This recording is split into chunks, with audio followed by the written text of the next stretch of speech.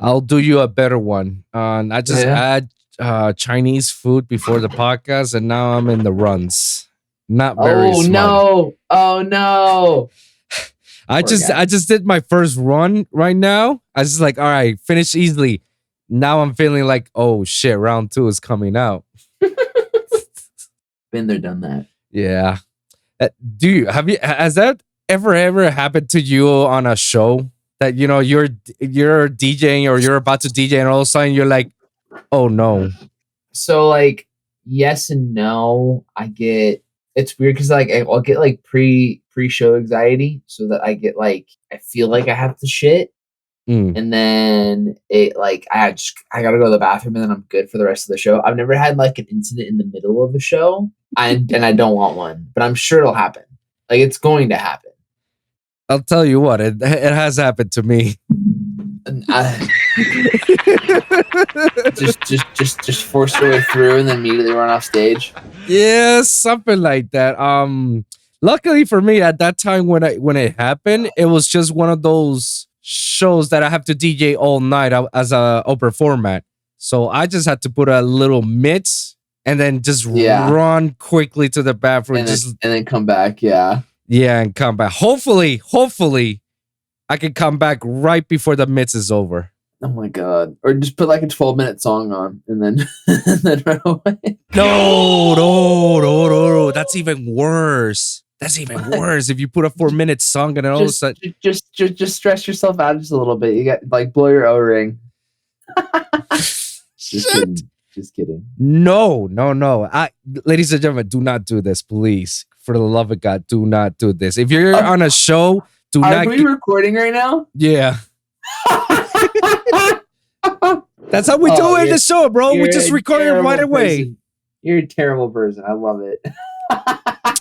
Hey, sometimes we need to bring a little bit of laughter into the audience, We can't be serious all the time, Hi, everyone. Oh, my God. Wow. Great publicity. Cheers. Cheers, mate. Liquid Death. I haven't never tried Liquid Death. It's just really water. I'm not really like a sponsor, or rather have a sponsorship with them, but they sent me 4 boxes of Liquid Death, 2 sparkling and 2 water. It's actually pretty good water, honestly. It's pretty solid. I like it. But what makes it so like unique, Liquid Death? Like, I mean, it's not necessarily the water itself. It's just like the company. They do a really good job of promoting like their environmental ways of like, because it's a lot more easy for someone to take aluminum and recycle it versus taking a plastic bottle and recycling it. And every 10% of the profits they make help kill plastic pollution. That's what they aim for. So, as an environmentalist myself, not like an extreme environmentalist, but as someone who cares about the environment and tries at least to do their part, I can definitely support a brand that's also doing theirs. That's actually pretty dope. So you can safely say that you live in the West Coast, right? I am a California boy. Yes, I'm about an hour south of LA.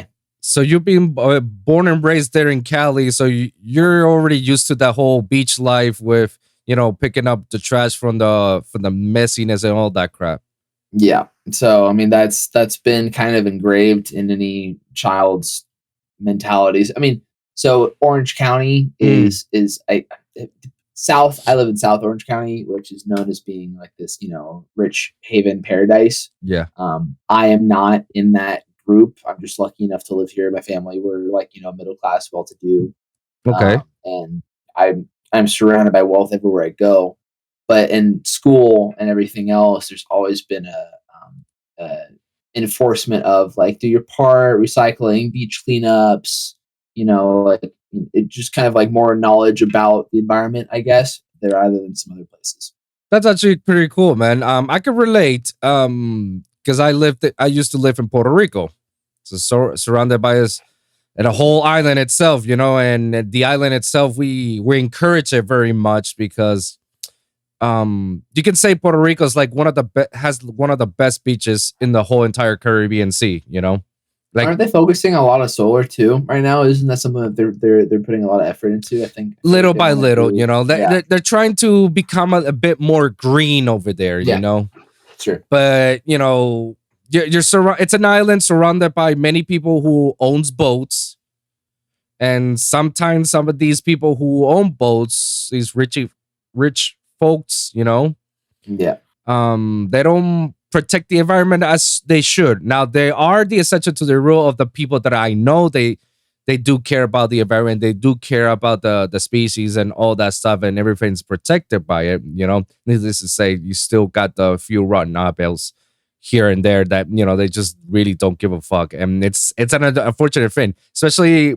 if you go to Puerto Rico or any of the beaches, you see like, man, this is so fucking beautiful, man. Like, it's amazing. Yet you got cans and bottles yeah. all washed up. All sorts of shit everywhere. Yeah, bro. It's like it shows you just how little we care about protecting the environment. It's like, well, guys, so Yeah, Mother Nature eventually will. Earth will be here forever. We Yeah, won't, per se. yeah. There's always a say that the only way for Puerto Rico to disappear from the map if it's a volcano erupts from within the island, because the island was created by a volcano. So when people say like, no, we gotta be careful with the tsunami warnings, I'm like, motherfuckers, tsunami is never gonna happen in Puerto Rico. So Puerto Rico came as a volcano and will leave as a volcano. I like that. I'm telling you, bro, that's the only way, bro, because they say tsunamis, but it's like, dude, we're literally if you look north of Puerto Rico, it's the Atlantic Ocean, and Atlantic Ocean has a couple plateaus and a couple reefs that can actually stop a tsunami from happening, because there's enough of a deterrent. Sure. Yeah, exactly. And if you go south of Puerto Rico, it's basically the Caribbean Sea and South America. Earthquake can conduct down on the bottom, but the disaster won't be that devastating. It's just like a small little, like 6 feet or 10 feet wave. It's not gonna be a 20 feet that'll wipe it out. So nothing's gonna kill Puerto Rico unless it's Puerto Rico itself. I like that. I can get behind that. Yeah. hopefully that doesn't happen. We're gonna wish the best. Hopefully. I'm just trying to get my parents to get the fuck out of there. So it's like when disaster does happen, it's like, well, guys, I mean, that's it. We're out of there. Then again, we get hurricanes on a yearly basis, so it's like, you're all used to it. Yeah, you guys get used to with the whole earthquakes, right? Earthquakes are so few and far in between, and like they've been talking about the big one. I love that's what they call it now, or what they've been calling it for a while. But we're supposed to get, essentially, just based off of all this previous evidence and geography and understanding like fault structure and everything, we're supposed to have this massive earthquake soon. But soon could be tomorrow or like 200 years from now. So who knows? Not in my wheelhouse of knowledge. I just like to read up on things. That's pretty much that's really like the only natural disaster we get. That and fires, lots of fires, which is really sad. And you guys got one last year, right? If I'm not mistaken. So I went to school at UCSB Santa Barbara, and when I was there were the Thomas fires. So right above the hills of Ventura, I believe it was a power line sparking or something like that. It was a faulty line. Oh. And it erupted and burnt like the entire top of Ventura, and then it started to creep towards Santa Barbara and came all the way through the canyon and like that entire land. So it creeped north. And there was this huge block of land, and if you Google it, there's a satellite image that you can see of the smoke trailing off into the Pacific. Jesus. Even you could see it as clear as day that Central California was being absolutely destroyed by a fire. It's surreal. Damn, that sucks, like bro. they didn't want anyone to go outside. Like it was like, how you check your phone for like weather reports and it'll tell you like what the quality of the air is. It's like, it's green all the way to like magenta, like purple. It was purple maxed out, like highly unhealthy, like dangerous, like hazardous for about 3 weeks. So they didn't want anyone to go outside, stay inside, stay sheltered. There were mandatory evacs. I didn't work for the first time ever for the holidays because I'm in hospitality, so we never closed during the holidays. So Christmas, New Year's, it's a hotel, so we never closed. First time in several years that I was able to actually get 3 to 4 weeks off and spend it with my family because the hotel was in a mandatory evac zone. They were like, everyone get the hell out of here. Let's go. Jesus Christ. Yeah. So that was intense. That was 2017. I think that was 2017. Damn, that had to be like the biggest disaster California has ever faced. Well, I mean, it depends where. I mean, it's hard to, I mean, there's so many different wildfires. We had the Santa Rosa wildfires in Northern California that decimated a bunch of homes and really killed some people. We've had earthquakes destroy things, and like I think there was an earthquake in like the 1910s that decimated all of San Francisco. Like it's such a varied bag here, but weather in terms of like hurricanes or anything like that, not necessarily a forte. Another thing. Yeah, hurricanes. We still get it. Me living here in Miami, I still get hurricanes, man. And yeah, I'm already used to the idea of hurricanes. Like to me, is like okay, gotta face this. I already know what to do. But yeah, humans are just funny. Mm-hmm.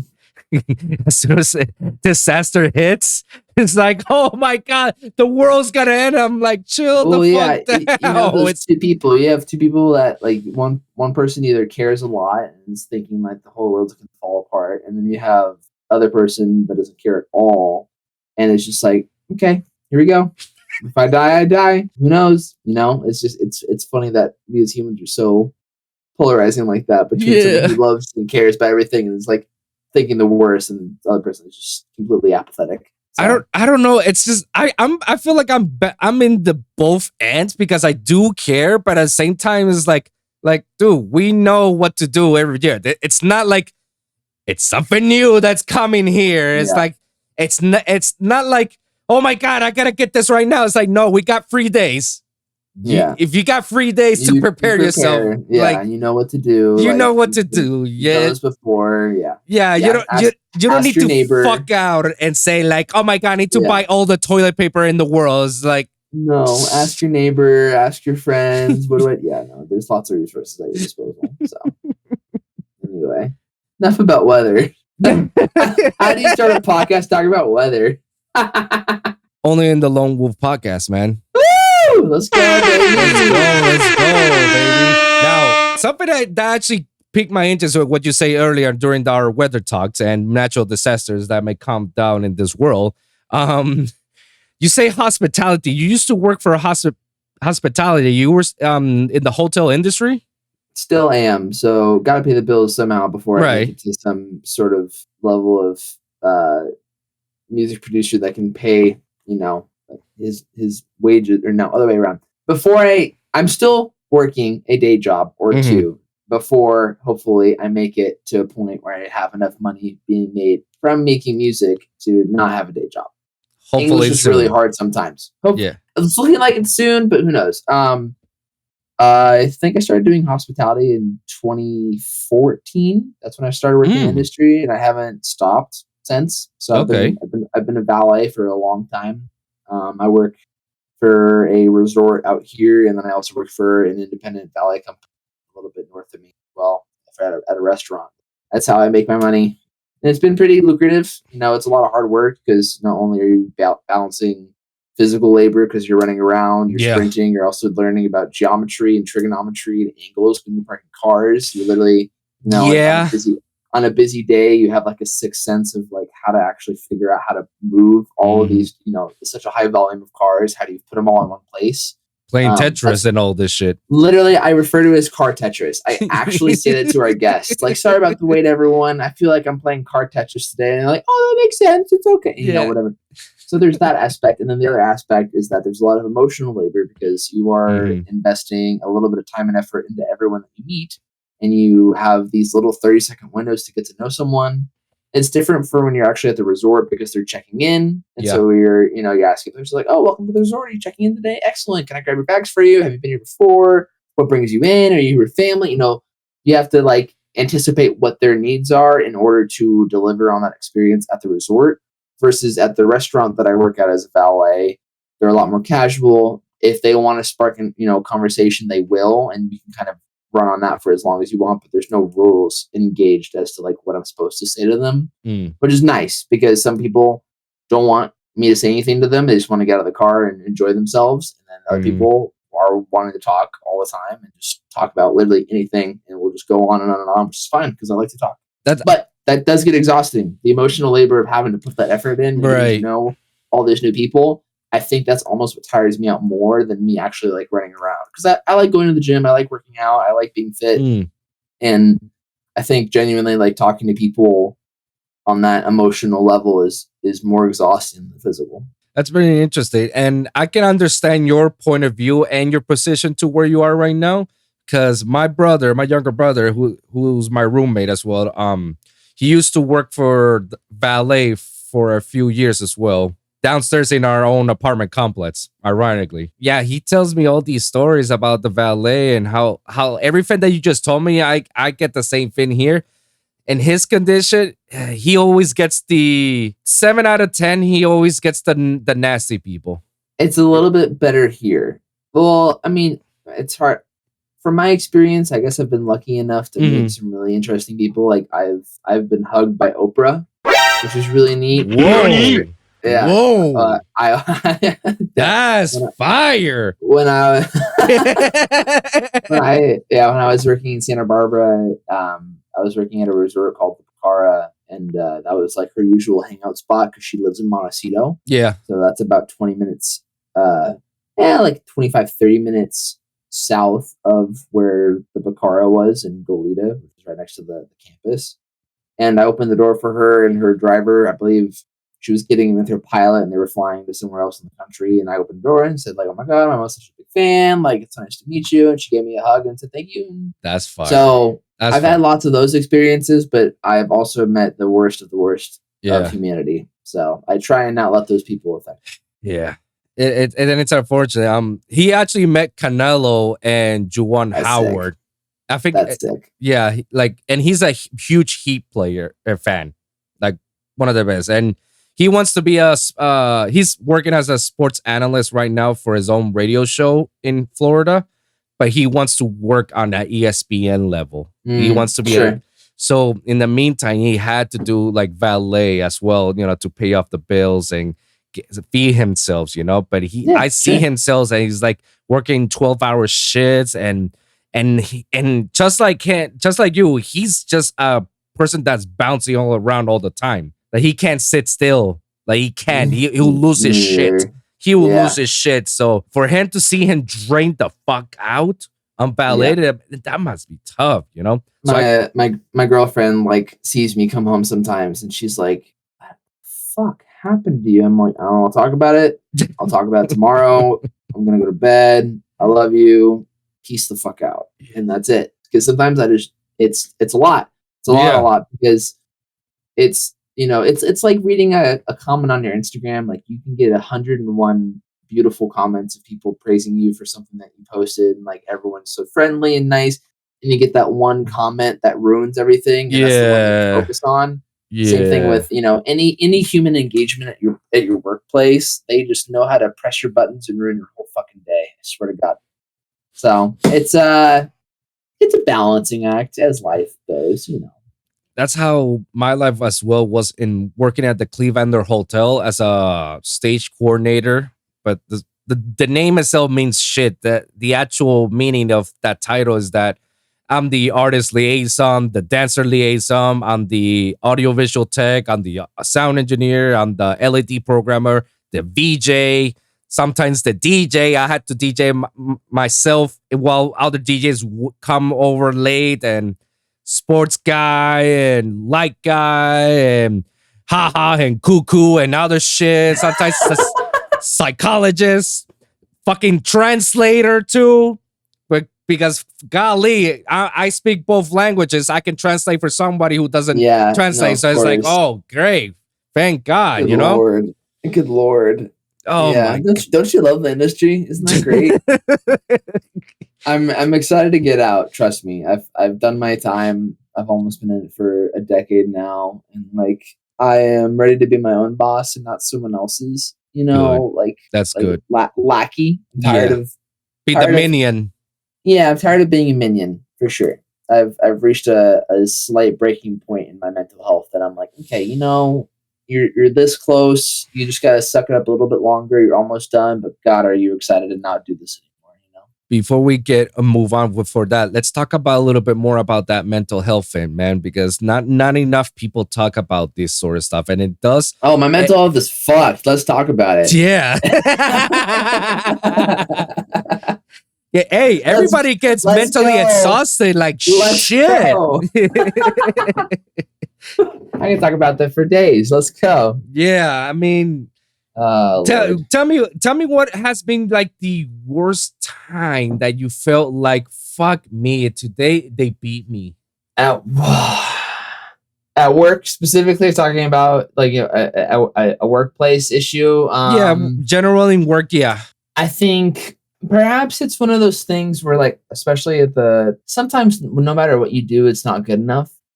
So if someone has a predetermined expectation of a location that they arrive at, and it's not what they get, or not what they thought they were going to get in their head, they start to switch this attitude like, okay, well, why can't you do this? Why can't you do that? Why, so if someone, for instance, like wanted a ride to our downtown area right next to the resort, but we don't have a house car, so we don't have transportation at our property to do that, and it's not said anywhere on the website that there is, someone will literally berate you like, well, I don't want to pay for an Uber. I don't want to order a taxi. Like, why can't you do this for me? And I'm like, well, it's just not a function of what we can do. I mean, we can try and organize one for you, but like, it's not a complimentary offer, but we're more than happy to like help you in ordering one.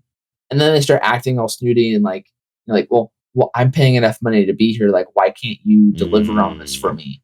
And it's like, I just explained. I just said that it's not a service we offer. I'm doing my very best to give you what you want and what you need. And in the capacity that I can, I'm not a manager. I'm not God. So please let me do what I can to help you so we can get you to start enjoying your day. Well, why can't you do it? And at this point, I'm literally just like pulling out my hair. I'm trying to like break away from the conversation before I like, blow up on them. And I have very good willpower to not do that. But some people just don't listen to what I have to say when I'm trying to help them.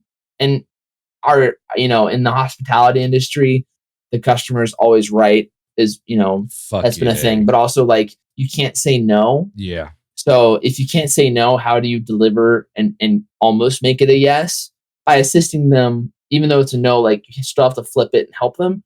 Even when you do that and you do everything in your power, it's still not enough for these people sometimes. So it's like a yin yang, push shove, like it's just it's like an immovable object and an unstoppable force. Nothing happens and there's no consolation, there's no movement, and it's just a revolving cycle, and you just lose your mind.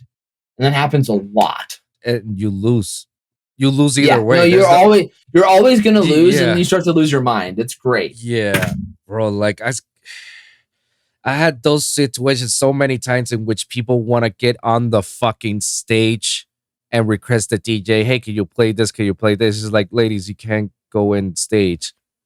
Oh, but I got a bottle. It's like, doesn't mean anything. Please get off the stage. Yeah, just get off the stage. And they still go on the stage and start doing dancing and shit. I'm like, what the fuck, bro? It's like, and then I get bitched at. It's like, why didn't you tell them get off the stage? It's like, I can't forcibly get them off the stage. If you give me the permission, I'll do it. I'm also doing a job that you asked me to do, and I can't do everything at once. Yeah. Why aren't you supporting me and having someone else ask them when I'm clearly busy? No, they expect you to be the one-man army.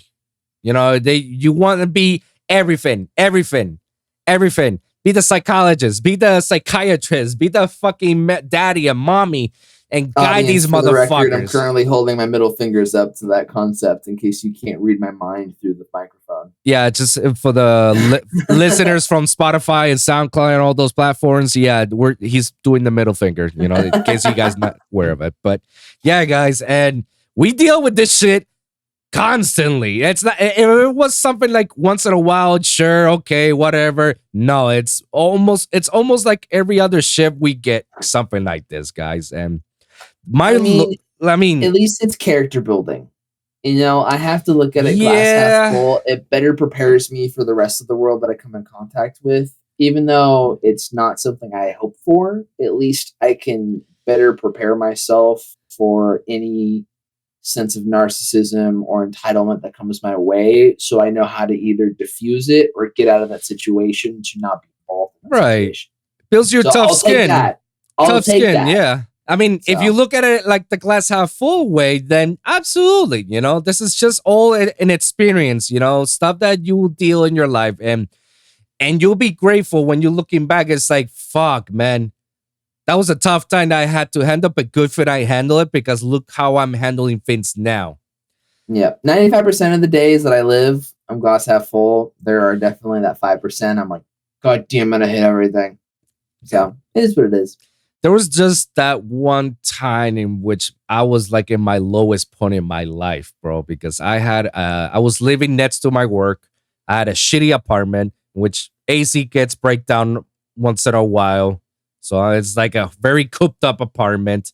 I get rat infestation because the rats go underneath my kitchen because I'm underneath a sewage. I get rats all the time. So I'm not even welcome in my own place.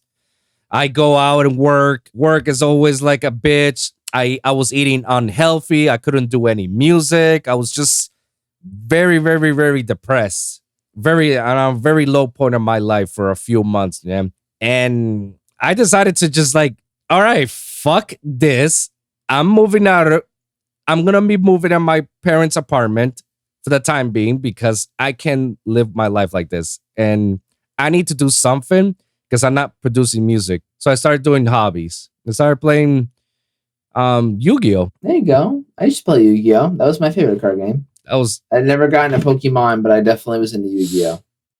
Yu-Gi-Oh! Is still one of those games that I still enjoy to this day. Still playing competitively.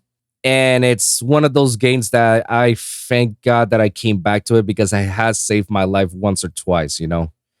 That's awesome. It's only because of it, because it's not much of the competitiveness of it. It's more the fact that I'm just having fun. Sure. Yeah, it gives you enjoyment. It's all we aim for, you know? So what's life without enjoyment? Exactly. So because of that enjoyment, I've been starting to move forward in my direction, starting to meet up new people, new artists, working with certain people, move out, and then quit my job and got myself a better job that I'm still working today. It's still 9 to 5, but it's the job that I wanted for the longest time. It gives me enough liberty to do a lot of things, and like the podcast, which is like the best thing that's ever happened in my life since the pandemic hit. You know, it's like, love it.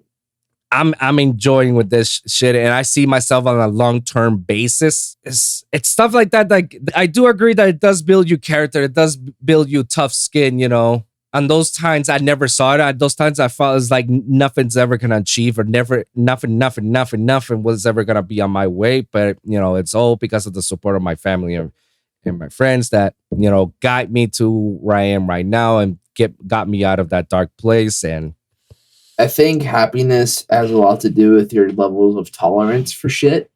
And I think I know, I mean, currently life is not perfect. I tolerate a lot, but the little moments of sheer happiness that I get regularly, like the time spent with my girlfriend, like my girlfriend and I dated, we broke up for a little bit of time because I was trying to figure out myself and my career. Then we got back together, and like, I'm deeply in love with that woman. Like, hanging out with her, like, bless. I do my best to not take it for granted. I know she's probably the best thing that ever happened to me. So I do love her a lot. Those moments that we spend them together, super happy. Playing shows, making music, super happy. and all those moments in between with hanging with friends and everything, all of that allows me to have a higher level of tolerance for all the bullshit I also deal with. So if you don't have happiness in any capacity, yeah, the world's going to be really fucking dark all the time. Yeah.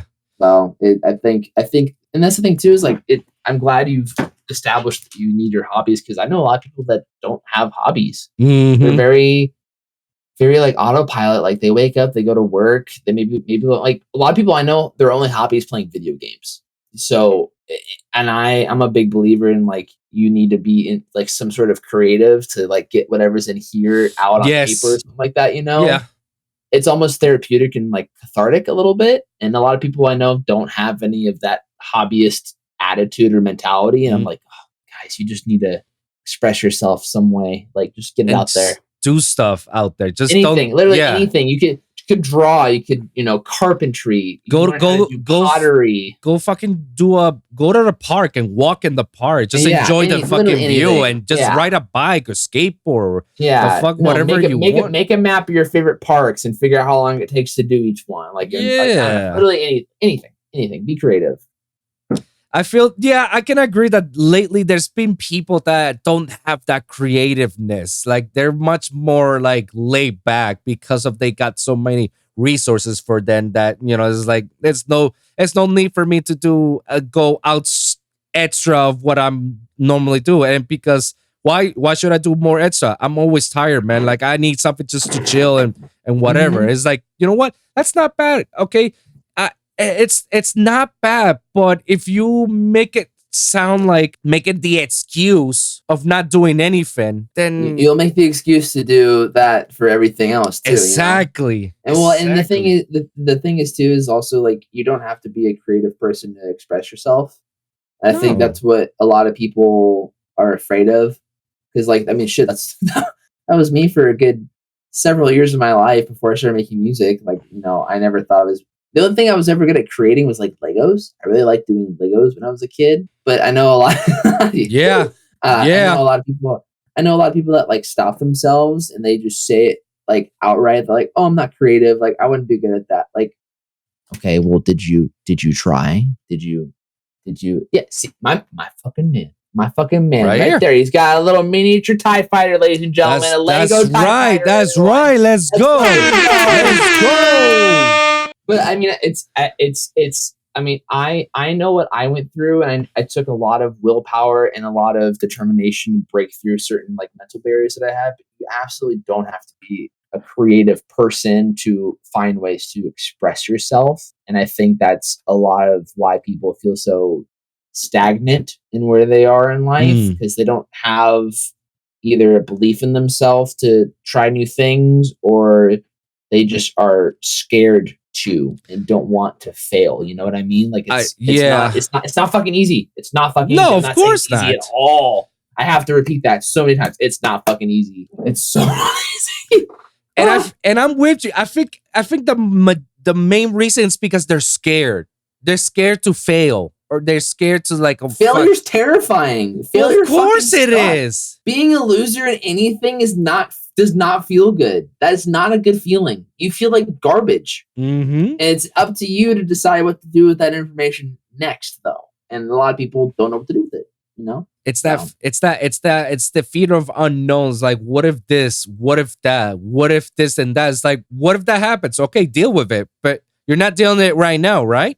So fucking do something about it. Push it out. So it takes a lot of practice. And I also think, people need to do baby steps. Yeah. Someone that's, wants to be a master artist, like, oh, today I want to learn how to like draw like a circle, like literally like relearn how to draw shapes, versus like someone's like, I'm going to learn how to paint a face today. Like, okay, well, those are two different things. One's a lot easier, and you can start with that as a building block, and then the other is like a massive project that you're probably going to fail on a lot harder. I think it's about expectation too, and setting those expectations and having a little bit more like grounded sense of reality, which people are also trying to figure out. Isn't the human brain fascinating? Isn't it fucking wild? Yeah, bro. Like there's times in which you're like, how on earth this shit functions? Like I ask that every day, man. I really do. Sometimes it's both. It's both miraculous and beautiful, and also confusing and mind numbing. And it's funny enough to say, like, when you build something and you see the end product, you feel like this sort of like, holy fuck, I did this. Like, See, and then on the wow. opposite, I suffer from imposter syndrome because I've had That's a dangerous thing. I've had a sense of low self-esteem for a long period of my life, and I'm finally, in the last several years, I feel a lot more comfortable with myself and feel a lot more confident in who I am. But there are moments like there's no fucking way I did that.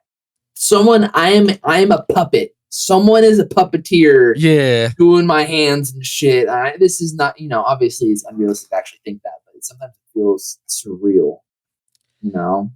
And you feel that a lot of times when you're making some of your songs? Yeah. Well, I mean, a lot of my song process too is like, you'll listen to a lot of producers talk about music, and like you'll watch a tutorial or something, you'll recreate it, and then you realize it doesn't have that like impact that the song that you're trying to recreate does. And the reason is a lot of the times the song that person made, it's a happy accident. They, a lot of the time it's just enough fucking around and something cool comes out of thin air, like, oh, yeah, I did that. Okay, we're gonna go down this route. You know what I mean? That is the art of that's the magic of the music. Yeah. Literally just happy accidents happening in thin air. Happy you gotta follow that road, you know what I mean? It's okay, it's just a happy accident. Yeah. We can work it out. Start getting very zen. Life is a happy accident. You are a tiny speck and you are allowed to do what you want. Just start namasteing everywhere. Yeah. Namaste, bitches. I'm gonna start doing that at the end of my sets. Namaste, bitches. Drop the mic, walk away. Take that. Thank you, brother. No, of course, man. Inspiration, man. It comes and goes out of nowhere. Oh my god, I love it. I fucking love it. Dude, I get that sometimes when I don't think necessary music is very rare when I get like that. Like I feel like, what the fuck, did I fucking did this? I don't know why. I feel like every time I'm making music, I was like, I'm expected to do this. Like, yeah, this is something I should have been doing this. Like, I'm blown away. I did it. Yeah, the end result. But it's like, I think I'm more that when I'm playing. When I'm playing Yu-Gi-Oh, that's when I feel like, oh my god, did I just did this? Because sometimes I'm just too stupid playing it, and I make like the dumbest mistakes. I'm like, fuck, I should have not done that. But then I somehow make the biggest comeback in the century. I'm like, oh my god, what the fuck? I just like, what? Huh? Nani? Oh, I mean, I think that there's. It's a combination of like belief in yourself to do it and also like chance that you're able to do it. And when those 2 points meet at the right time, you're like, oh, what the fuck? Oh, you're about to have company in this podcast. Oh, who do we got? Believe it. This is Maisie. She's my favorite cat. She's a little asshole sometimes, but she's my favorite. Ah. Oh, okay, bye. Okay, we're back. I can't leave now. She'll probably help him out in a second. I heard her clawing at the door. I'm like, all right, fine. Speaking of little moments of happiness, that cat has done a lot for me in the last several months than nothing else has. Really? I lost both my cats in 2020. They both died. I think it was like a 3-month difference in between. So first it was Pepper, and then the other cat, Pearl. And I'm sorry to hear that. Oh, I've had them for, I think there was like 13 to 15 years, something like that. So they live decent lives, but I'm only 25, so that when that's over 60% of your entire lifehood that you are with an animal, it's definitely a lot more impactful. And I've never actually lost an animal to death before. All the other ones had like run away in some capacity. So for like 7 months of absent animals, like I literally was just like, fuck this, like this house is lonely, like let's get some love in this shit. So literally I found a cat, and she was the last one in her litter. She was one of 5 kiddos, and I went to go to PetSmart on adoption day, and she was all by herself, all alone. All of her siblings got picked up, and she was the last one. And she literally just like melted in my arm and chose me. And the PetSmart lady was like, I haven't seen a cat bond with a human like that in like 6 years. You have to take her home. And I'm like, she's fucking mine. You didn't have to say shit. Like, I'm not going anywhere without her. Like, you can't have her back. And she's like, I'm like, fuck yeah. So literally, the rest is history. She's a little shithead. She is. She's like me. She's 90% awesome and 10%. What the fuck is wrong with you? But like, you know, maybe that's a reflection of who I am. I don't know. Does she give you the death stare, like when you do something stupid and you're like, and she's like, the hell's wrong with you, human? I mean, yeah. Yeah. Yeah. I mean, everyone does that. My girlfriend included. My girlfriend and Maisie actually have this similar face sometimes. They look at me like, fuck is wrong with you? So it's fine. It all works out. I don't get that with my fiance. She normally is like, she just laughs. It's like, oh, you're so cute. Okay. Lauren never does that maliciously. She always has a smile on her face and a laugh. But she will start off sarcastically with a, I can't believe you've done this kind of face. And then she'll laugh and tell me I'm stupid and then kiss me and like, oh, you're so cute. So I get that. She likes to play it off like she's actually mad and she's not. So. Nah, I got the straight honest part of the laughs. You're so cute. You're so cute, baby. I love that. That's a healthy relationship right there. Absolutely, man. Like, I'm very honest and upfront with shit. So, and she's the same. So, like, our communication is like level 1,000. You know? Yeah, Lauren and I are constantly working on our communication. I think from previous relationships and also just life experiences, I think we both have certain tendencies which kind of result in us shooting ourselves in the foot, me more than her, because she's very open. But sometimes, you know, kind of getting her to make a decision on something, I think she wants to please me. And then I also do the same thing to please her, versus like actually having the confidence to be like, oh, I don't like this, we should do this. Versus like, oh yeah, you know, that's okay, we can do it. Like, no, like we should be able to be, you know, adults enough to like say what we want. And I know I don't do that enough, and it's something I'm doing my best to work on, because I think it's but that's good. It's like a pleasing quality that can like that has been like over abused in previous like relationships in life. You know what I mean? So it's, you know, something I'm always trying to strive to be better at. I mean, I had that same ideology with my previous relationship. It was very toxic, in which it was more about yes, without me saying no. If I say no, then it's like all hell's break loose. And if I do one mistake, it's all hell break loose.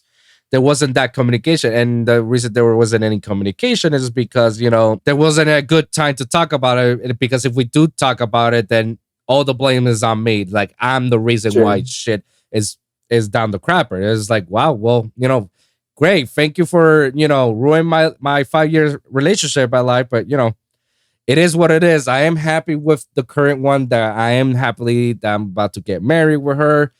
And when's the wedding date? Next year. But yes, something that she and I, we do discuss a lot, and it's pretty cool that, you know, in our previous relationships, we argue and we fight a lot. In this current one that she and I are in it, we barely do that. There are times in where there's disagreements.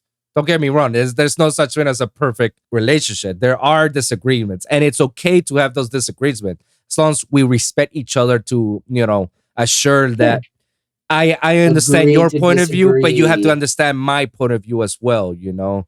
And as long as you got that communication, everything is just, I'm telling you, 100%. It's communication is key. And the cool thing about what you're saying is that you know the flaw. So you know how to work it out. I'm not trying to give you any guidance of how to do your relationship. Yeah. Everybody has their own thing. I'm just saying that based on my experience, like communication should be and always be the number one aspect on any relationship. And if you do have that, everything else is just whatever, Yeah. whatever. Water under a bridge. End up Yeah, here, basically, as long as you guys are upfront, honest with each other, don't lie to each other. That's very Yeah. important, like do not lie to each other, do not hide anything, do not be dishonest, and respect each other, then the boat will float. Boat will Yeah. float. The boat will float. I like that. Yeah, I like floating boats. me too. I don't like sinking ships. I like to sink ships sometimes in life, but I don't like to. I don't like my sinking ship. You know what I mean? I'm a mean battleship motherfucker. Yeah. I will kick your ass. Oh, let's go. You and me are speaking the same lingo. Is my camera taking your shit? Might Uh-oh. be. Uh-oh. It's okay. It's okay. Keep talking. Ask questions. I'm here. I'm just doing some minor tech support. That's fine to hear. Let me see. Well, one of the things I actually did, like, I don't know how we skipped it over, but I do want to ask you, how did this whole shindig started with you? Like, what actually prompted you to start making music? Like, did you had any experience throughout the years? Like, you play instruments? Like, what actually say like, oh yeah, like I'm gonna be making music? Okay, so a little bit of background, I guess. I was I played first year clarinet in middle school. Mm-hmm. I picked up guitar towards the end of middle school into high school and sucked at it. Wasn't Whoa. Whoa. Whoa. That's cute. That's pretty cool. I just recorded that. It's like, oh. It wasn't. I wasn't classically trained in any capacity, and I started off being a metalhead. So like metalhead, punk goes punk, pop goes punk. I was spoon fed the Beatles, blah blah. Okay, so in 2014, I graduated high school, and my buddy, right in the same year as me, was starting to do graduation parties and was starting to DJ those graduation parties. And so he taught me how to DJ, doing all that, and I was garbage, and he inspired me to make or to buy my own gear. Around that time, I started senior year. I started diving into like trap and dubstep, so I was really interested in all that. And then when I started doing the DJing, I started doing some like random like house parties in my area when like would DJ like trap and dubstep and whatever. And I hated house music, for the record. I hated house music. Couldn't stand it. Ironically. I know, right? I hated it. I thought it was boring. There was nothing exciting to it. It was repetitive. It was dull. Like blah blah blah blah blah. Like it wasn't my thing. So started going to festivals. Started raving. I started doing the whole like like going to main stage. So I saw like Martin Garrix play, Tiesto, David Guetta, Benny Benassi, like all these big names, Hardwell, all the Afrojack, Dimitri Vegas and like Mike. Like, all those boys. Yeah. So started doing that, started deep diving more, and I like the music I like. And like that was all fun, but it wasn't necessarily music I would listen to like regularly on repeat. But going to the show obviously. And then I started deep diving a little bit more. And then a record label called Night Bass came to be, owned by AC Slater. Yeah. Ironically enough, wearing their shirt. Yeah. That style of house had this dark grittiness that reminded me of dubstep and this moody, atmospheric, like you're listening to this song, you just like have an automatic stank face, just kind of like bass house. Okay, oh yeah, so it's UK inspired bass house at a more minimal effort, but still incorporates a lot of these grimy sounds that are really like deep, and you're just like oh fuck. Yeah. And then from there I started really liking house music. So from that progression we went to like Dr. Fresh, we went to Sean Frank, we went to Destructo, started deep diving into Mala, Chami, and literally just picked up speed from there. Started producing in 2016, super casually. My buddy David Donges, who is actually now a professional scorer for video games, and he's currently in process to work and start doing trailers and film. Like professionally, he's already got a contract, I believe, and so he's already he's in that industry, and like that's what he. But he started off making like bass house and some techno, and we literally sat in his bedroom, and like he taught me how to use Ableton for like like a couple times, and I had no idea what the fuck he was doing. And so I downloaded Ableton, and the first thing I ever started making was psytrance. No cap. Yeah, like bum bum bum, like bum bum bum bum bum bum bum bum bum bum bum bum, and then like somewhere like vocal chant like literally like this is garbage. Anyway, so I started learning Ableton, and in 2017 I had a release on a really small boutique label in the house realm after starting getting better at it. And then I literally like it was a hobbyist thing because I was in college. And I was focused on. I have a degree in history. I wanted to be a teacher. So I did all that.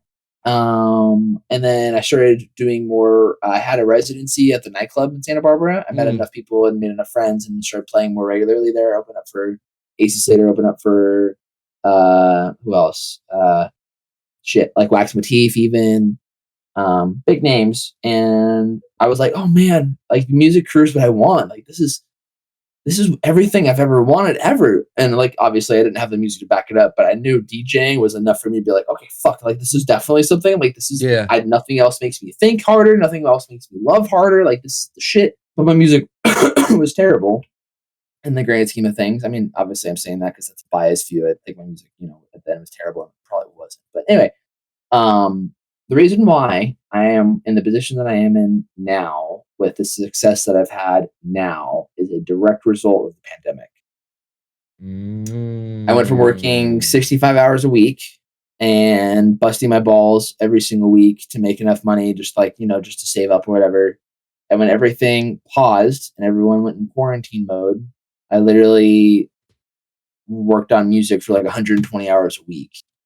And then all the night bass and like even like Dr. Fresh had their own Discord servers. Started joining those communities to get closer to everyone. I started posting my music in like their demo groups. So like I would like ask for like feedback, and I would just take all that feedback. I would swallow it, digest it. I would like just literally like inject it in my brain. I'd figure out how to get better. I would keep YouTubing. At this point, like all before this, the pandemic, I was always on YouTube learning how to do stuff in Ableton. Yeah. But you gain proficiency in making music, but actually understanding what you like and the creative process behind making something that's yours comes with time and pressure. And I didn't have any of that time until literally the pandemic, where it gave me all the time in the world. And through the pandemic, I made all the relationships I have now. I had friends like Chuck Shadow, Phantom Freak, Eric Mark, Trust, Not the Father. There's so many others like Concourse. Like there's so many other musicians. Soul. There's so many other musicians that I've literally become such good friends with because of the pandemic and the communities that I joined. And then from there, just developed a sense of self and a way to produce music, and the rest is history. Pretty dope history to know that. Not classically trained, highly ambitious. Nothing else makes me love or like want to be alive more, and determined to be successful while having enough time to do it during a pandemic. 5 keys of success. Those are my 5 keys for why I am currently where I am, which is still like in the grand scheme of things. I am, I'm here, and we. This year at the end of it, I'm hoping to be here, and then the year after that, we're going to be there.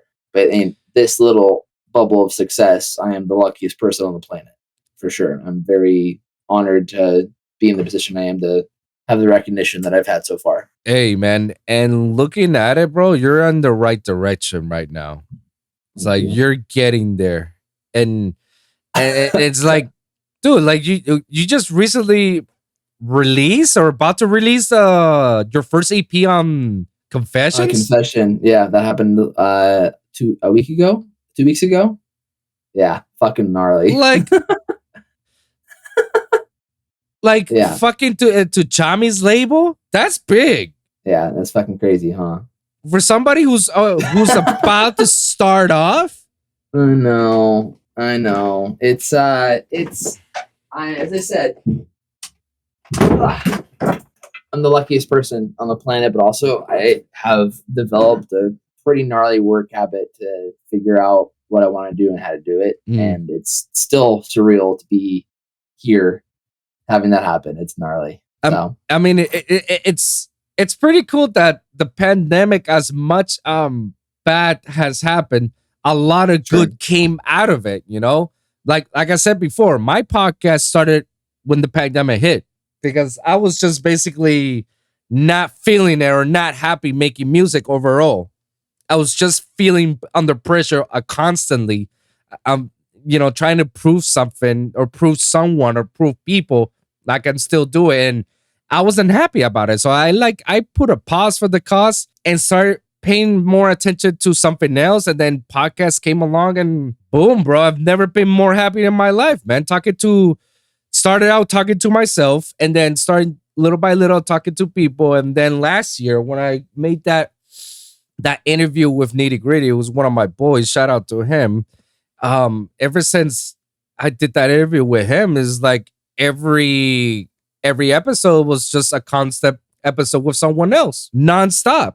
And now I'm in the same track. I never intend to make the podcast to be of a me as the host and have an interviewer on every episode. It wasn't meant for that. And now it's like progressing to that direction and even better, you know? Well, I'm honored to be here. I only met you like 3 or 4 weeks ago, and I immediately caught your vibe, and I was like, I like this man. He's a good people. Same, bro. Like, so same. Thanks for having me on. I appreciate you. No, bro. Thank you for coming over to the show, man. It to me is always an honor and privilege to have people coming over to my show and just kick it with me and just have, dude, like this is the reason why I built the show, bro. To have these conversations, you know, because how much have you ever had a conversation, deep dive with someone who has been or can similarly understand your struggles as you? Yeah, not many. I mean, especially in the industry, like prior to me developing the relationships that I have now, like there's no one for me to relate with on any industry issues because all my friends are not in the industry. I don't live in Los Angeles, so the core group of friends that I have aren't fellow musicians, and the people around me that I meet in communities that are around me aren't musicians.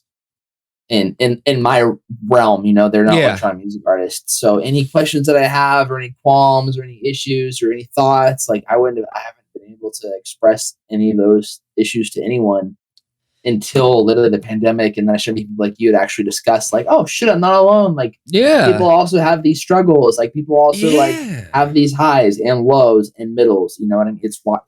It's nice to not feel alone. I agree. It's nice to not feel alone. I agree, man. And it's always good to talk about these sort of things because it's not enough to discuss about it. It's like you never hear these stories with anyone. Like, give me an example of a big artist that you know. Have you ever heard their struggles? Or have you heard their, like, all their shit that goes through their heads or every other thing that they have to deal with, or even guiding people to go like, hey, guys, I did this. I recommend not to do this because this worked on me. Maybe it may not work for you. Try to do this and it may work for you. Something like you hardly get to hear these stories. You hardly get to hear these with someone else and talk about it, you know? Most of the time, when I see stuff or I experience stuff, I got nobody to talk about. Nobody.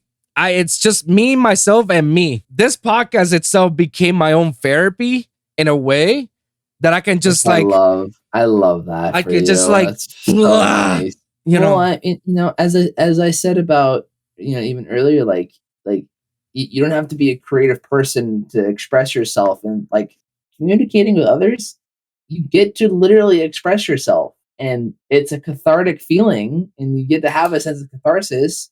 And it's really good for your mental health. Yeah. Not a lot of people have this option, you know, and they're afraid to speak up. And like, I think also people just don't have that feeling that they can rely on someone to listen either. I think there's a whole lacking of, you might have friends, but you might not have friends that actually you feel will be interested in what you have to say, you know? Yeah.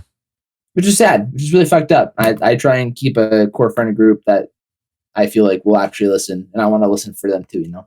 I agree. And I hope that at least my podcast can help someone out there if they're starting to do their own thing. And You're helping me out today. I like talking about these things. I feel a lot better than I did this morning. So you're already fucking doing it. boom, boom, This man right here, ladies and gentlemen. boom. Let's go. Let's go, man. Let's go. You're going to hear all the sound effects later on the final product of the show. I'm so fucking excited. I'm so fucking excited. No, but I mean, the whole purpose of this show is not only just to please myself as to, to talk about all the shit that I had to endure or experience in the industry, but it's also about talking about it to any up and comer who wants to get involved in the industry. Like if you want to become a music producer, or you want to be a videographer, you want to be a sound engineer, an audio engineer, you want to be a DJ, you want to be an artist, you want to be a graphic designer, you want to do this, that. Believe it or not, anyone that involves in the entertainment industry as a whole, they're all connected. Because I hear the same stories from different backgrounds. Like shit. Last year I interviewed a good friend of mine who's from Iceland, who's in the Yu-Gi-Oh community, and he's a filmmaker and a writer for Iceland. He actually does a lot of indie TV shows, horror, and he tells me his story of all the stuff he had to do, and he had to go to school and all the other extra shit. I'm like, dude, like, how's that wild enough to know that everything that has happened to you or is happening to you has happened to me as well. Like, it's all connected. We're all connected. Yeah. Connected. And I'm just trying to guide people as much as possible or help people out to say, like, if they're experiencing something else, then at least my podcast has a way to help them out in some way, shape, or form, And obviously, if anybody wants to comment down below and tell me their experiences, I'm more than happy to listen to it and have the conversations and guide them as much as possible, I'm just giving away like, and it's cool for you too, because like your ability to communicate with others and have a catalog of all these different experiences, people like I hope no one's necessarily telling anyone what to do. And like you said earlier, you're not telling anyone what to do. You're simply just having a communication, a conversation for people to listen to. Yeah. But all these conversations in a row that you have, people are able to nitpick and figure out what really like correlates with them. Mm-hmm. You're giving a lot of different options for like, like, oh, I can't relate to that. Oh, I can relate to that. Oh, I can't relate to that. Oh, I can relate to that. Which is really cool. So that's a nice power to have in your position. It's cool that you're giving options for people to listen and find someone that they can actually relate with, I mean, that's fucking cool. Thank you. Thank you, man. I mean, it's what I learned this from Charlemagne the God from the Breakfast Club. A wise man learns from his mistakes. A wiser man learns from other people's mistakes. I'm not trying to, and the wisest man does both. Damn.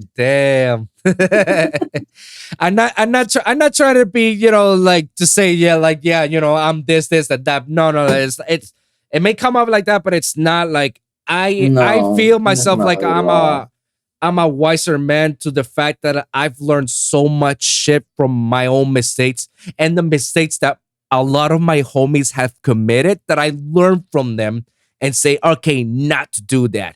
And I want people to be wiser than me when I tell these stories. It's like, dude, this happened to this so-and-so. And look what happened. Look where they are right now. Try not to do this, And obviously, not everybody's going to have the same blueprint. Like, you can't have, like, for example, Jay-Z can give you his exact blueprint, no pun, his exact blueprint to his success, to how he made it as a rapper. He can give it to you. He's like, this is all I did. Here you go.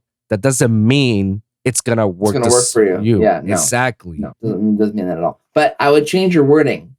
Rather than being someone wiser than you, you want someone to be wiser with you, because you are also having a chance to be wiser yourself. So don't set yourself short. I'm trying to hold you accountable. The look you're giving me right now. I love you too. I like the way you think, man. I like the way you think. I never thought about it that way, and now it makes more sense for me. Gotta look out for my boys, Always, man. That's what we do, man. I wish, like, we can have a sort of committedly like this. Like, we do have some, but you can tell, like, in this industry, there's so many cutthroats and so many people that want to compete yourself. When you see yourself and you're like, why the competition? Like, there's enough food for anybody, for everyone.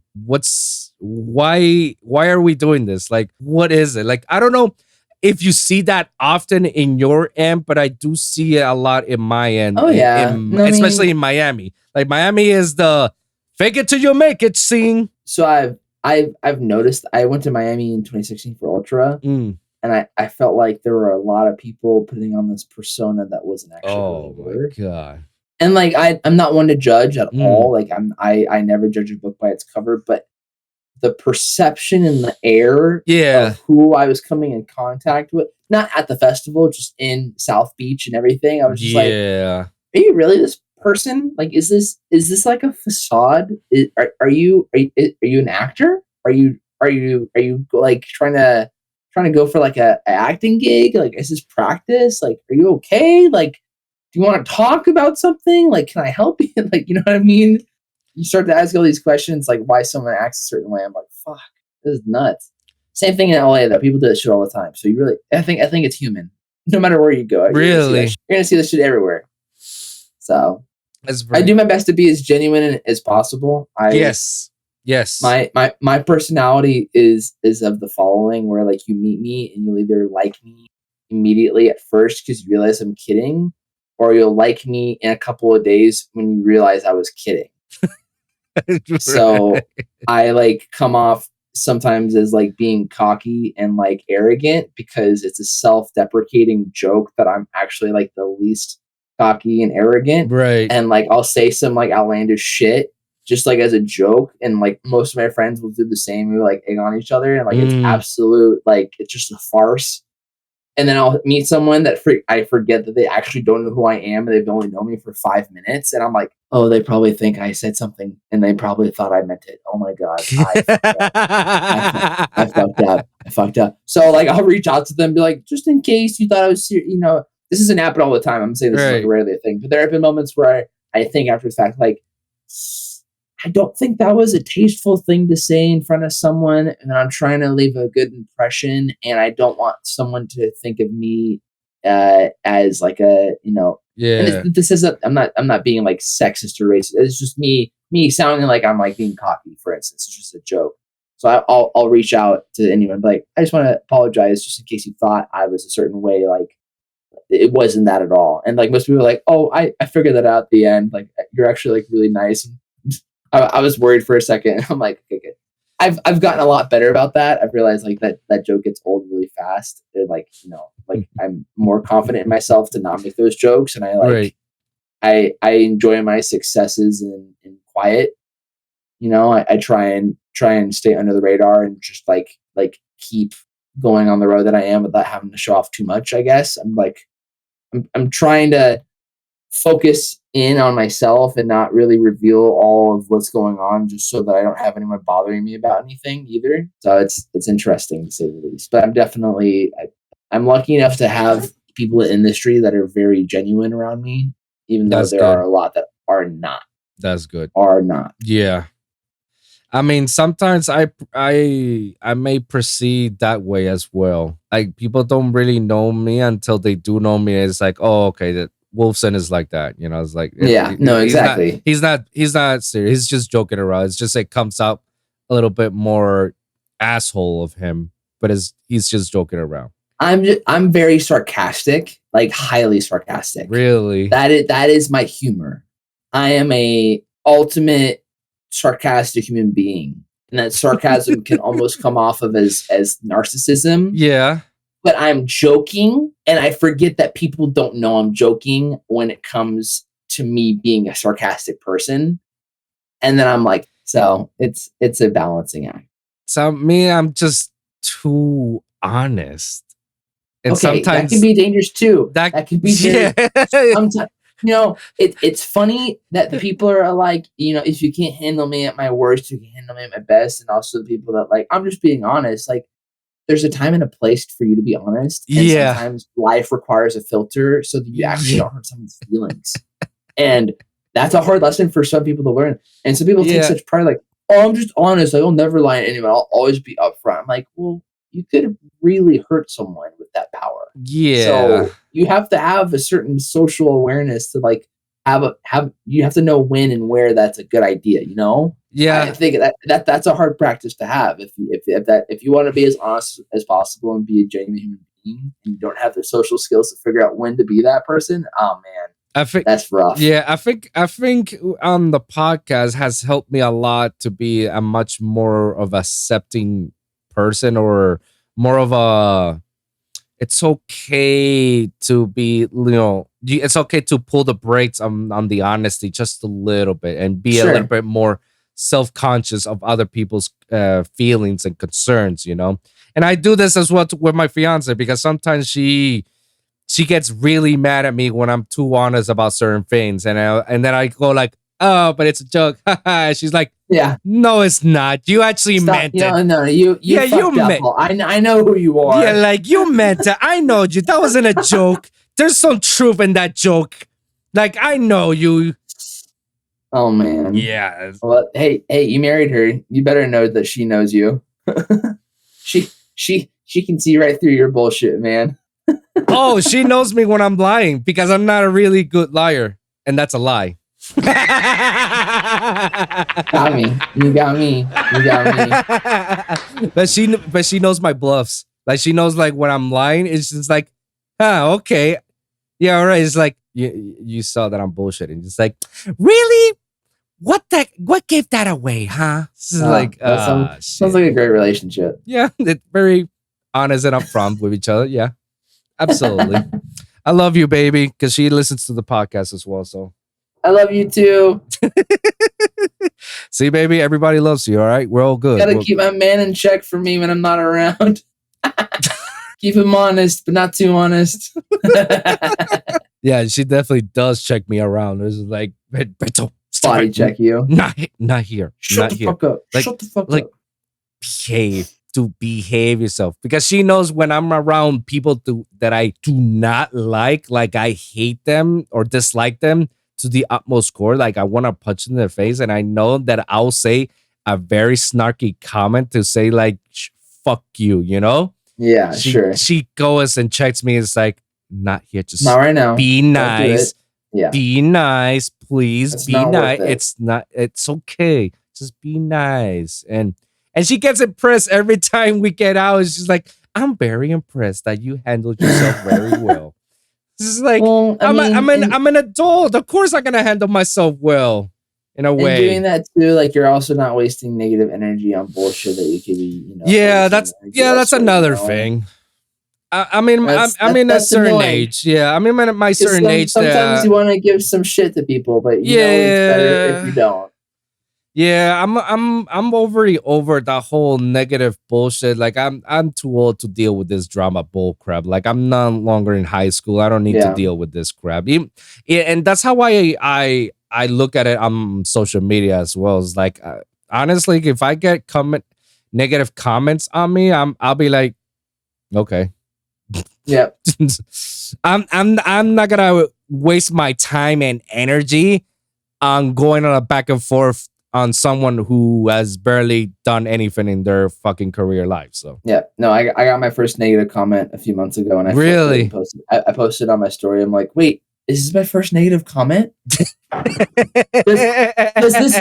this mean I fucking made it? Does this mean I'm fucking doing it right now? And everyone was like, oh my god, dude, you're successful. You've now entered a new level in your career. You fucking did it. And then I once again, like, it was a reminder of how much like my friends and fans like actually like do love me, because everyone and their mother was shitting on this guy on my post. Everyone. And it was I wasn't responding. I was just like, but I defeated him with kindness, because he said something like, why do you think you can say you're going to take over California when you're such a small artist? Like, don't you realize that you have no backing and you have no fans? Oh, wow. And all these people were like, just shitting on him. And I responded like, hey, like, I never said I was going to take over California. I was just excited to play shows in California. You're right. I don't have a lot of fans right now, but I'm working on it, and I hope that one day you like my music." And he was like, "That was pretty good. Have a good career." And that was it. That was it. I literally just tried to kill him with kindness, and it was fucking awesome. Kill him with kindness. It was epic. See, you handle it pretty well that I did. What I do and what I do with negative comments, I basically bring them up in my guest and in my show. It's like, oh, because what do you think about this subject? Oh, I'm with this. Is like, oh, well, that's good. That's good to hear, because there was this other someone commenting say about this, and that, and I was puzzled. I thought I was wrong, but hearing from you makes it sound like, yeah, I wasn't wrong. I was good. And then I say that on every fucking episode. With that same question, it's like, what are your thoughts about this? What are your thoughts? So it's like, I'm not talking about you. How do you know I'm talking about you? No, I'm just being very general and talking about a topic. It's fine. Everything's fine. It's fine. It's fine. And you know what's funny is that this person, he was a guest of my show last year. No shit. Last year.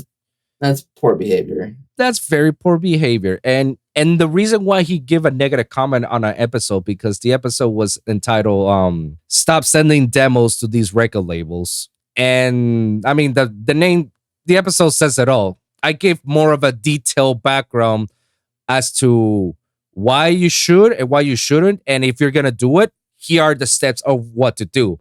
And asterisk, this is not on all labels. While few labels do listen to their submissions, other majority of labels don't. And the reasons why is because of this, and that. I talked to A&Rs about this. I talked to artists about this. I talked to people who work about this.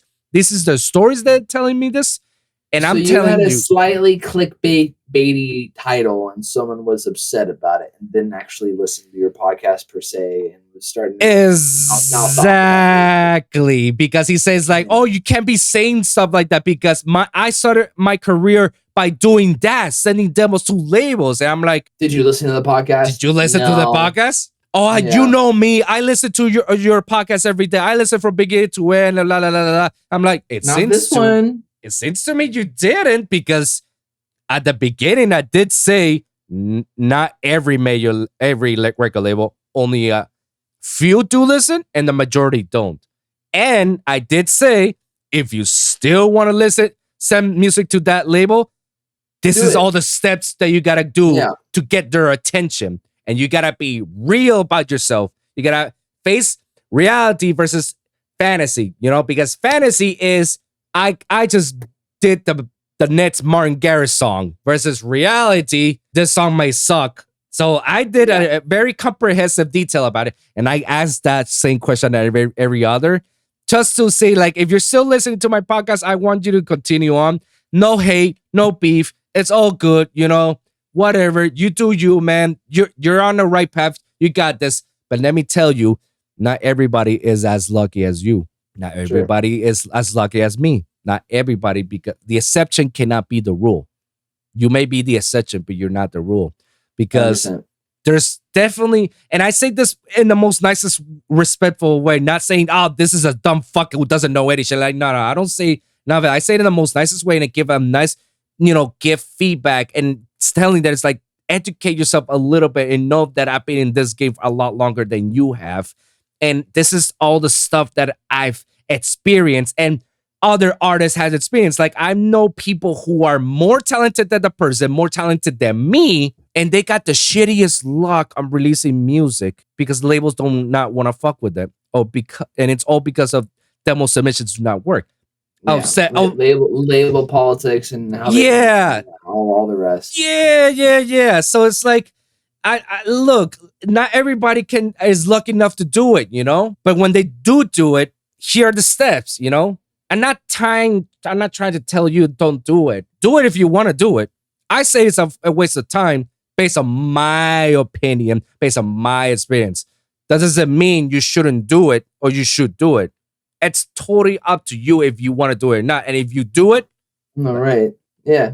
100%. like, No, I can get behind that. Everything you said so far is pretty fucking true. So I I'm on mean, your team there. appreciate it. But I mean, this is not Wolfson talking conspiracy theories. Because people will look at me as like, oh, what the fuck is Wolfson? Wolfson never made it. He's a washed up artist from Miami. He doesn't know what the fuck he's talking about. Oh, he doesn't know, like, he's talking People blah, don't blah, actually blah. say that, do they? Oh, bro, I hear stories about that, bro. Oh, I I'm hear sorry. stories about that. That's But again, fucked I'm up. the one with the crazy tinfoil hat, bro. Fucking aliens coming over and taking my brain, bro. I'm talking shit about this. But then again, when some of these artists like you and others who come over to my show and talk about these stories, then I become that petty motherfucker who goes like, Yeah. see? Like, is it me that I'm talking shit? I don't mean to tell you so, but I told you so. Exactly. Yeah, no, Exactly. I can get behind that. You know, and maybe I'm too petty. I shouldn't be that petty of a petty person, but I just hate the fact that people just like to talk shit about me and saying like, oh, you're just a crazy washed up artist who never made it. It's like, well, let me tell you, not every artist's success has to be the same success as you. Success isn't objectively defined. It will be objectively defined by some people, but they're fucking wrong. It's your definition of success that matters. Who gives a fuck what anyone else has to say? Boom. Who gives a fuck? Oh, I feel successful. I'm not a billionaire. I mean, fuck, dude. I still have so many goals and dreams, but I still feel successful. Yeah. You feel successful? You got a bomb ass podcast. You're fucking engaged. You live in Miami. You're not, under a bridge. That's it. Fuck everyone else. That's bullshit. Next topic. That's Garbage topic. human beings. Fuck those kids. I'm proud of you. Seriously, you're a wonderful individual, and anyone that has anything to say like that, let's go sit on a cactus. So. Was that out of pocket? Sorry, my bad. I never heard that. Go sit on a cat. I usually say, "Oh, go suck a lemon." Nah, I like sit on a cactus because it starts off like, oh, you're gonna sit down, and then it's a cactus. You're like, fuck, you know what I mean? So I'm gonna use that. I'm gonna use that from now on, bro. I'm gonna be like, you know what? Go sit on a cactus. I'll take it. Fox, quote Fox, sit on cactus. I'll make that my new EP name, and I'm gonna tag you in it. Yo, Fox, sit on a cactus EP. It has to have the sickest cover art though. It has to be like the most legit art ever. What do you think it would be, bro? I have to think about that now. Give me a couple months. I'll get there. Oh, I'll hold you on to that for sure. For sure. Deal. Well, let's move on with that topic, and let's talk about a little bit more about the industry as a whole. What has been your experience so far out of it?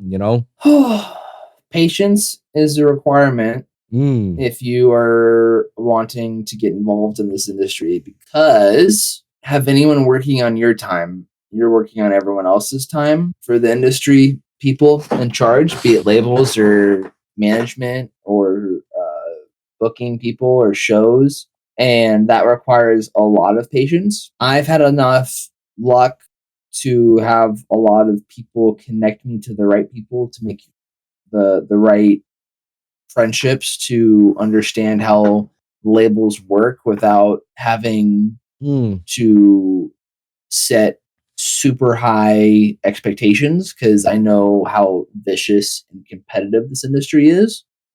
So when it comes to sending off, music to labels, like I have sent off a bunch of music to labels and I've been rejected a bunch of times.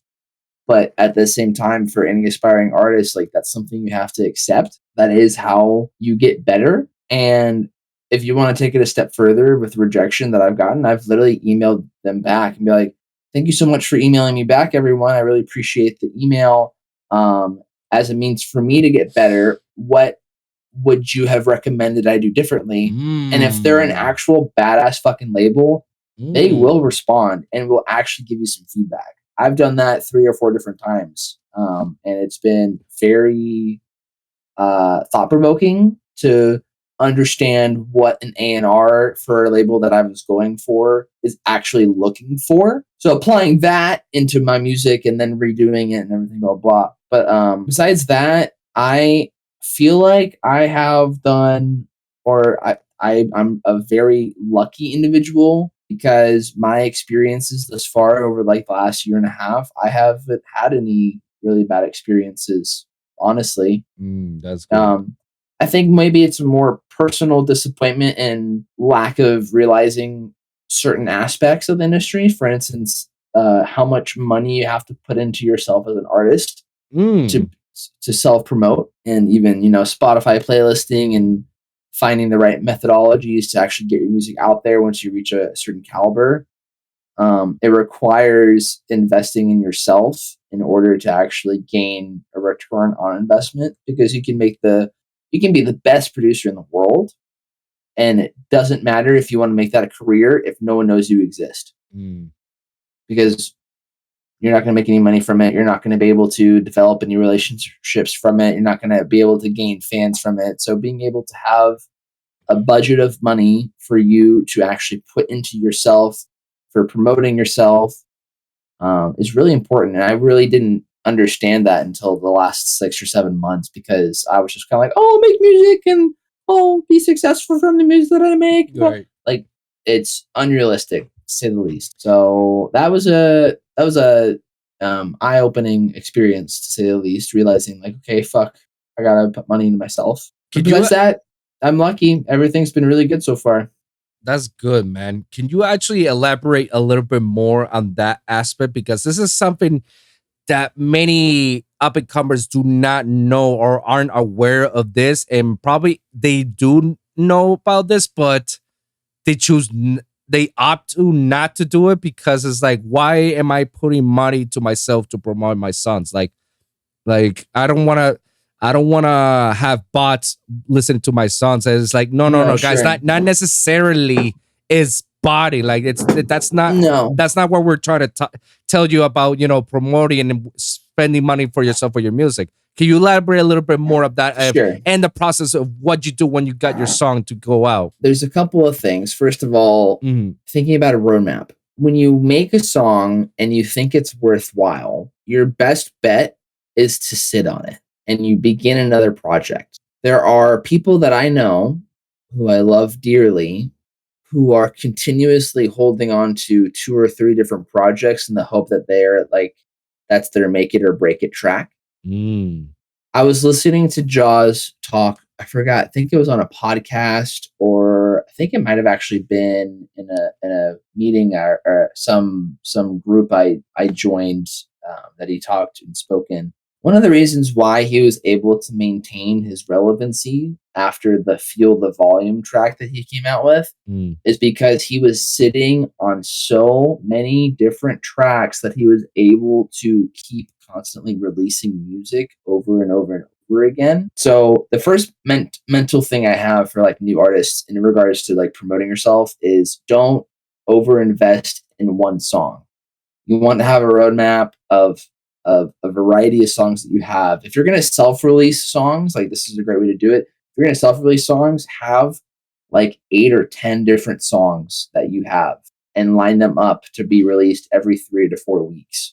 That is genuinely the best way to have your engagement all the time and be able to promote yourself. Second to that is you want to support the music with interactive content.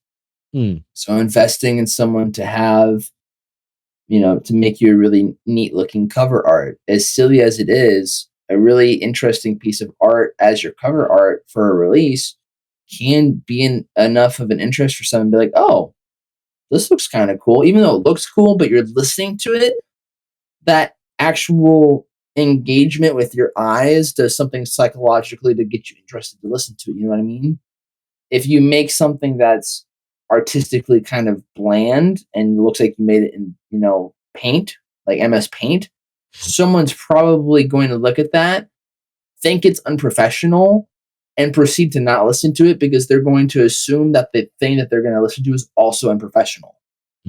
So there's a psychological aspect to investing in someone or yourself, if you want to learn how to do graphic design, like I'm starting to learn how to do photo. I mean, I'm becoming proficient at Photoshop, 3D modeling, After Effects, Premiere. Like I love all that. Same. I love. Yeah. So I'm doing all that, but and especially as a new artist, like investing enough in someone to like make that, and also like little animated 30-second teasers to put on your Instagram. Another methodology is on Instagram, on Facebook, on Twitter. You getting a chance to actually put down ads for your music. So with a little 30-second clip, if you put down like $3 or $4 a day over the course of like 20 days, you can have engagement for, I think it's like up to like 16 to like 2,000 people. And every time I do that, I get 1 or 2 or 3 or 4 different follows from a new fan or something like that. Becomes a snowball effect for you to actually get more fans and people to notice you.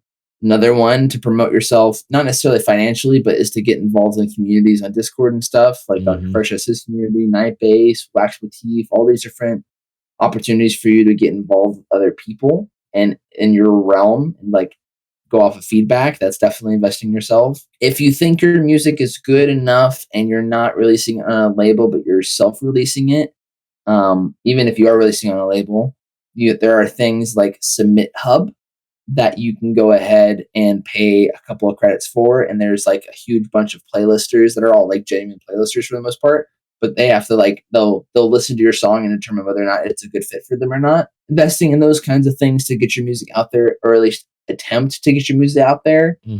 All these things eventually build up over time.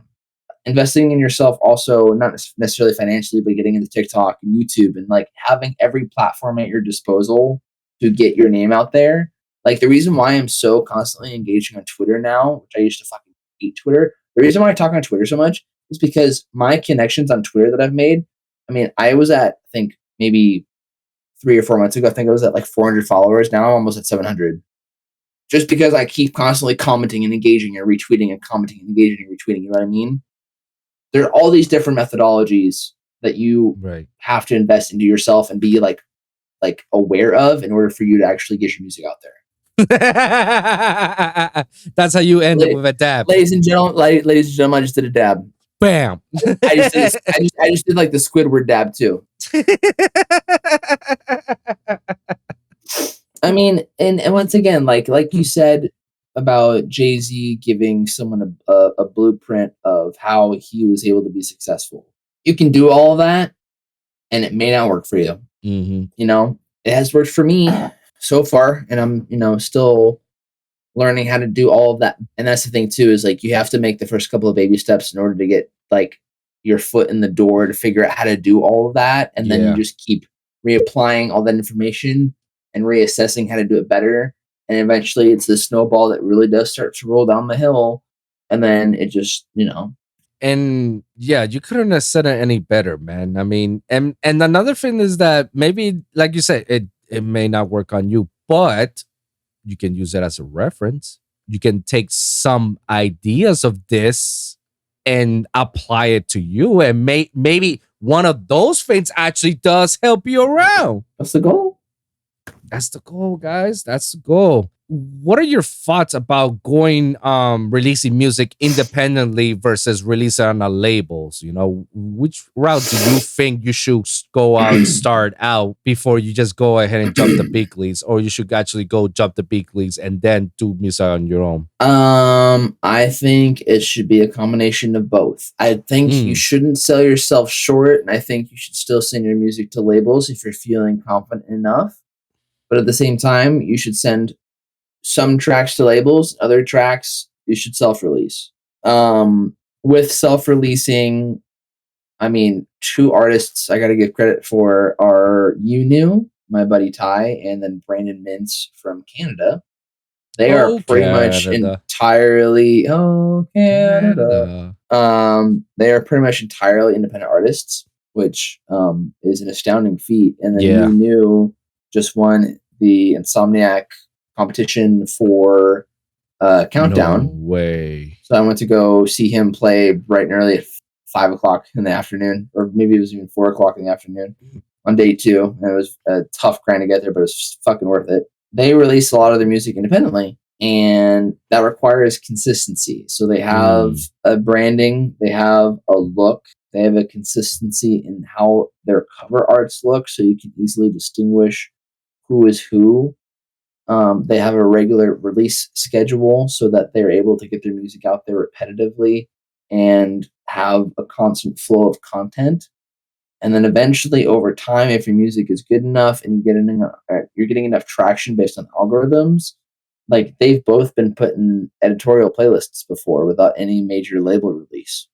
That's huge. That's a huge accomplishment to be in any editorial on Spotify and not be associated with the label. So, like, shit, my first ever editorial was like last week, and I've been releasing music now for over a year and a half, and that was because of my Confession EP release. To get that to that level was fucking awesome for me, but these guys are being able to do that at an independent level.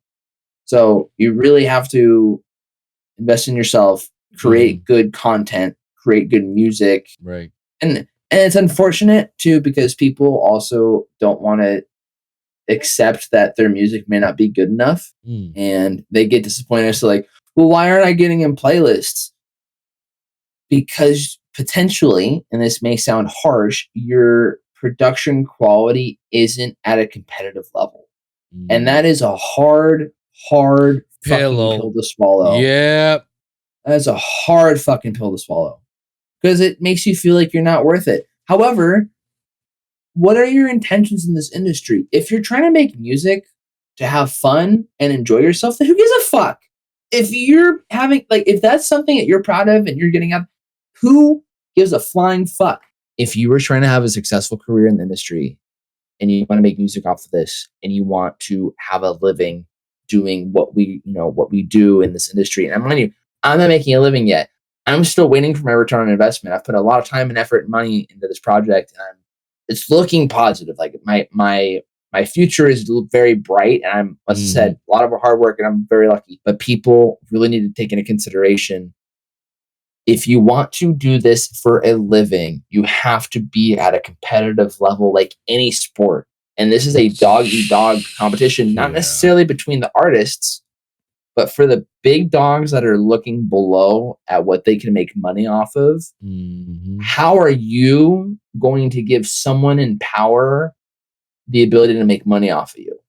You have to be attractive in that realm. And if you're not, it's unrealistic for you to expect more of what's to come from your music without reaching those levels. And that is so painful to tell someone. It is. I love to make music. However, my mentality has also shifted that I'm this close now to making a career and making a name for myself that I am now working very diligently to also be competitive and make money from it, because I don't want anything else. But for those that are also just starting off and making music, but they've only made like one or two songs, and they're like, oh, I want to make money off the industry.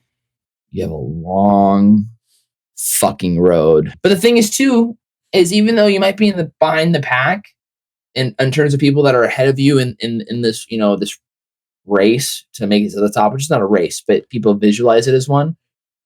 If I started a year ago and you start today, I'm ahead of you. However, if you start today, someone a year from now that starts that, then you're going to be a year ahead of them. There is enough food on the table for everyone. Yes. And you're able to get there at your own pace. Yes. You just have to do it. But you also have to have realistic expectations and figure out how to meet the competitive level of everyone else. Yes. Okay, I'm done with my diatribe. Thank you. Thank you for coming to my TED Talks. See you later, ladies and gentlemen. I'm out. Peace out, bitches. Namaste, bitches. Namaste, bitches. Preach. Motherfuckers. That's exactly what it's supposed to be. Guys, if you listen to this, if you ever listen to any of your artists' favorite interviews, the first thing they'll tell you when they say how you made it, what is the key to your success? Guys, all these people were broke as shit, and they were just doing it. Broke as shit. Okay, I'm not broke as shit, but I feel broke as shit. I'm broke as shit too. All these people, they were just happy doing what they love to do. They had zero expectations of making any money behind it. They just did what they want to do. They love it. They weren't seeking it for the fame, for the glory, for the bitches and the hoes and all the alcohol and the VIPs and bullshit and whatnot. No, they only did it because they loved music. They were passionate about it, and they started out many years struggling until they finally saw their investment. And once they saw their investment, bam, they took off, and that's it. That's everyone's story. They will tell you there is no shortcut. There is a shortcut, but it's gonna a shortcut. There's no shortcut. But you know what? People find shortcuts, and I'll tell you this: when you find these shortcuts, you're gonna lose much more than what you actually put in the beginning. I can get behind that. Let me rephrase this a little bit more. The quicker they hit, the harder they fall. I can get behind that too. Because post production, mom and daddy money. Sorry. Trust fund, Bubby. Yo, dude, do you have COVID? What the fuck? Don't give that to me. No. I don't carry electronic COVIDs, man. God, that's so stupid. Boo! Hey, get this man the hook off the stage. Hey, I don't try to be a comedian, man. That's not my thing, man. That's not my thing. I just try to be fuck funny. You, it's natural. Shut up. Oh shit! It died. Oh shit! It didn't like my comment. Middle fingers up. I take middle it all fingers back. up. Sorry, Wolf son. Middle fingers up. Middle fingers up. Middle fingers up in the air. Nah. You're gonna hear all of the sound effects, bro. You're gonna hear it. Oh my god.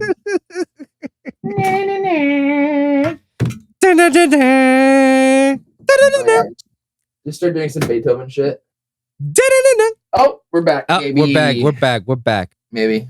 There we go. All right. Guess who's back, motherfuckers. Just start doing every fucking bass house like pre-drop vocal that you can think of right now. Back, motherfuckers. Yo, funny story. I actually did. You ever heard of Hybrid Trap? That label? Mm-hmm. I did all 3 of their vocal samples. That I've probably used you in a song before. That's funny. Huh. Interesting.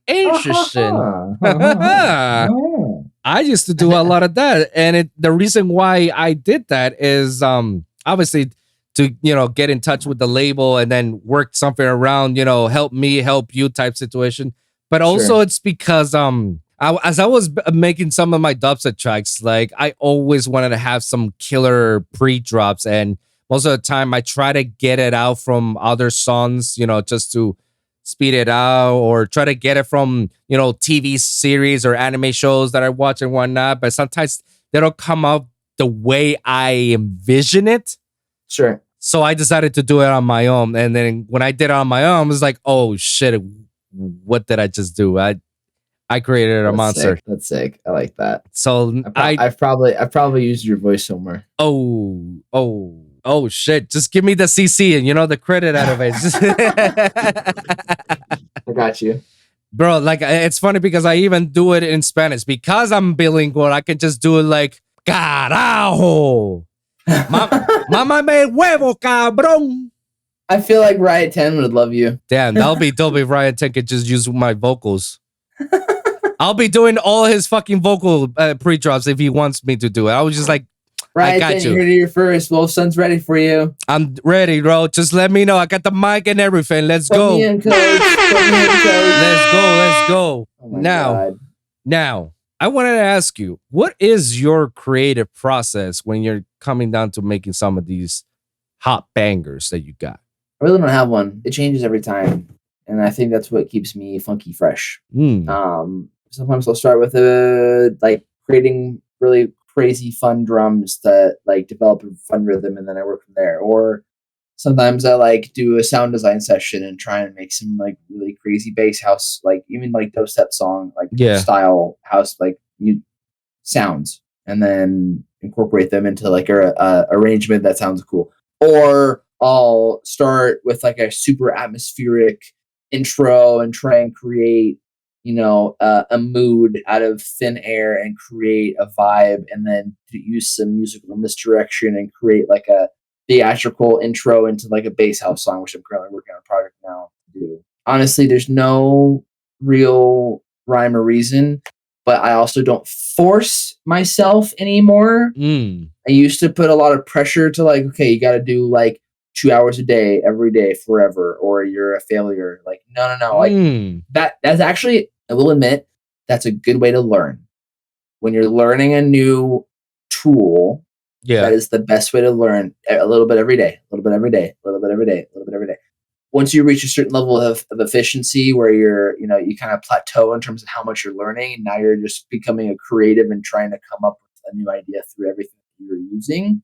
At that point, putting all that pressure on yourself, you're gonna have lost returns because you're gonna burn out. So, not forcing yourself to be creative and only using your creative brain when you're actually feeling creative is a lot more fruitful than having to like just fucking just do it. You know what I mean? If that makes sense. Yeah. Like, do you actually get writer's block, or do you believe It's in the not term of writer's block? It's not writer's block. I think it's like I'm bored of making music. I want to do something else. Okay. I don't want to call it writer's block anymore because it's not a block. Like I can write. I can make something that's garbage Mm-hmm. and not up to my standard, and then I won't ever use it again. Mm. So I'd rather write something when I'm in a very creative mode that's up to my standard and not force myself to get in that mode, if that makes sense. So you don't actually believe in that term of writer's block? I mean, it's hard to describe because, I mean, some people really do have a mental block. My cat's freaking the fuck out again. Oh. Oh. It's hard to describe writer's block. Are you done, bitchy? Oh, too much undergrab. I'm coming. It's hard to describe writer's block because right. Too much. Sorry. Okay, lay down. There you go. Good job, cat.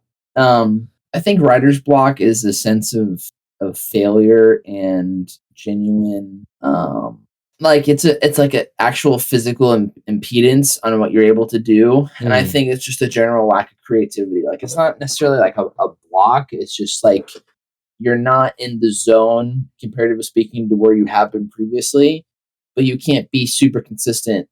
Like it's impossible for you to be a hyper creative all the time. Like you have to give your body and your mind rest. Okay. And how do you feel when it comes to working with collaborations with other people? Like, do you start on something and you send it over, or you hear a song from someone and you be like, "Yo, can I get on it?" Like, what goes through your head? I mean, I think mostly a lot of the time I like to, if it's a collaboration, I actually like to have someone send me something to work on versus like it's hard for me to figure out when I'm done working on like my half to like give someone another project, because if I get into the zone of something I like, I'll finish it and then I'm like, well, fuck, what are they going to collaborate on? So I like to actually have someone send me something and then I can work on it. But I like collaborations. Although this year I'm doing my best to actually hold off on collaborations. I really want to focus on my sound and really put it out there. Collaborations are fucking great, but it's a tough balancing act to make sure that everyone's doing equal parts. Yeah. So I have issues with collaboration, and it's because of the people that I worked in the past. And most of the time is like I'm the one who has something. They're dope, they're bored, and I just never hear them back again. Yeah, I mean, I'm guilty of that too. There are times where I get too preoccupied in the rest of my life that I neglect other projects. And the thing is like I never stick with one project for too long. So it's either it happens or it doesn't for me, which is not fair to a lot of people. Yeah, it's a, as I said, it's a hard balancing act for sure, because you can hurt other people's feelings, but you have to have a complete like open, like clear window of communication. Like, okay, hi, This is a cool idea. I will work on it at my own pace. If you need it to be Yeah, rushed or you need to be done, I can't guarantee anything. Once again, it's all about communication. I agree, man. Now, when it comes to do sound designing, do you believe that the concept of sound design should be a luxury or a necessity for a producer? I think it's a necessity if you want to actually stand out amongst the crowd. Really? You can resample and redo someone else's sound, but actually being able to understand sound synthesis Mm-hmm. and how to create your own sounds out of thin fucking air because you know what you're doing, and then you're able to manipulate that and force it into something else. Having that power is very important when you're wanting to stand out in a crowd. You know what I mean? Yeah. And like you can be super creative with samples. You know, you can create some. I mean, shit. I mean, the magic sampling era that we're in, like all my drums are all samples. I don't have a drum kit at home. I don't have a drum synthesizer that I'm using. I literally use all samples. My drums sound fucking awesome. Like I love my drums. And like I occasionally use, you know, bass samples and whatnot, but in reality, being able to make your own shit, it's fun. It's Yeah. super fun. It's Yeah. super duper fun. That's one of my favorite parts about making music because you make a noise and you're like, oh, I just did that. Fuck. Yeah. It's interesting because everybody has a different answer for this question. Once again, there's no correct answer. No, at all. of course not. And I like it. I like asking this to everyone. And you're like literally the first house producer who tells me that it is a necessity. Because every other house people tells me like it really isn't. It's more of a luxury. It's cool if you do, but it's like You have so much control over everything if you know how to make some shit. yeah. That's it. That's all I'm gonna finish with that one on because like it's fucking awesome. It's so fun. That's Really dope, is. man. That's dope, man. And I appreciate that, man. I do believe that sound designing, for me, sound designing should be a necessity for every producer because, like, hey, if you want to It's stand so out, intimidating. It's terrifying. You're literally making sounds, not even just music. You're making right? it's scary. There's knobs. There's buttons. There's what the fuck is an oscillator? I don't know what's you know what I mean? Like all Just sorts of fuck shit. around. Just figure it out. Fuck Just around. press buttons. It's fun. Play. Just twist the knobs. Twist the knobs. But I do feel like it has to be because, like, if you want to stand out for other people, you want to sound different. You don't want to sound the same as Martin Garrix, right? No, 100%. You want to sound as you know? And it's funny because somebody from the Discord group the other day was talking. I forgot what the kid's name is.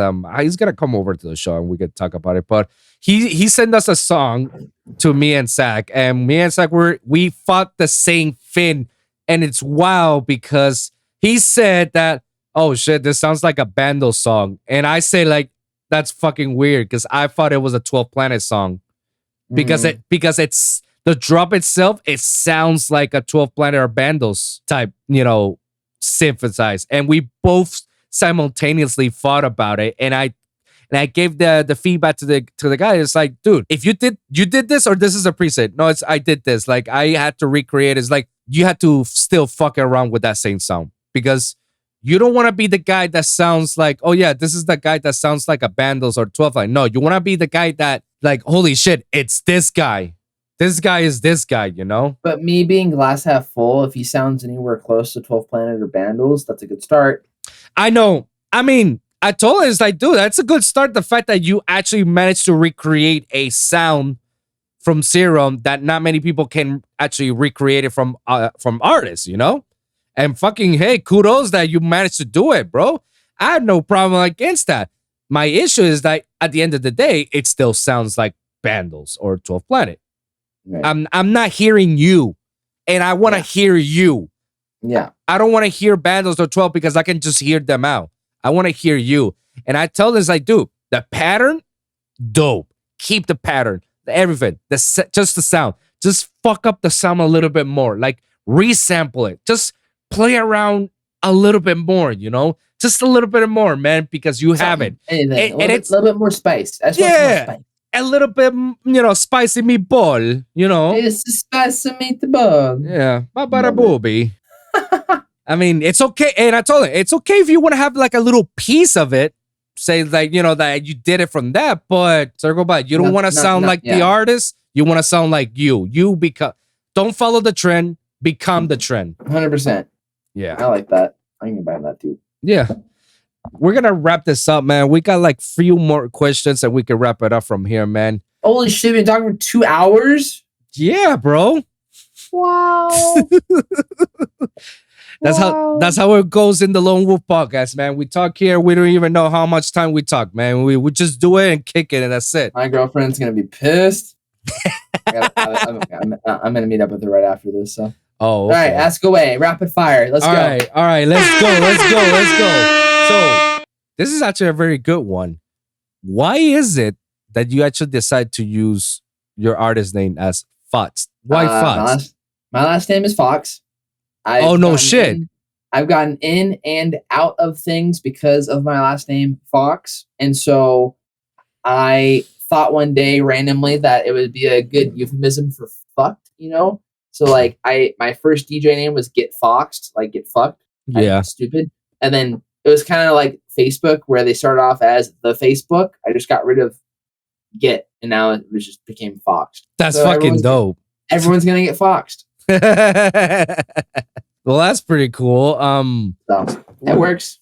What has been your greatest accomplishment up till now? My Confession EP, and then literally last night I found out that I made it to Night Owl Radio, hosted by Pasquale Rotella. Let's go! Also, 250,000 plays on a mostly independent release. Woo! Let's go! That's what's up, man. I like hearing stuff like that, bro. Let's go. By the time this episode airs, it'll probably be March. But it doesn't matter. That's still a good accomplishment. Hey, March is gonna be fucking lit. We'll laugh at how much progress has happened in 2 months. Absolutely. Absolutely, man. So right now, what are you currently doing and what do you hope to accomplish by it?